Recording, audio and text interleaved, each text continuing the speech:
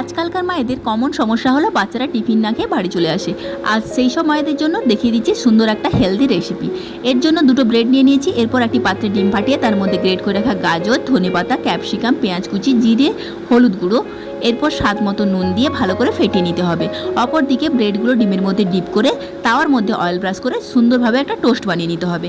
এরপর আপনাদের বাচ্চার পছন্দ মতো শেপ দিয়ে দেবেন। এখানে আমি চৌকো করে দিয়েছি, আপনারা চাইলে ট্রায়াঙ্গেলও করে দিতে পারেন। অপর দিকে একটা কন্টেনার নিয়েছি স্লাইস করে রাখা অ্যাপেল আর বড় মাসিমণি দেওয়া ড্রাগন ফ্রুট। ওপর থেকে ছড়িয়ে দিলাম বিট লবণ, সঙ্গে দিচ্ছি টমেটো কেচাপ। এরপর ঢাকনা লাগিয়ে একটা কাঁটা চামচ, আবারও ঢাকনা লাগিয়ে দিয়ে দিচ্ছি একটা চকলেট। সঙ্গে থাকলো জলের বোতল, পাশে থাকলো আমার ছোট্ট মেয়ে। সুন্দর এই টিফিন রেসিপি আপনাদের কেমন লাগলো অবশ্যই জানাবেন। থ্যাংক ইউ বড় মাসিমণি।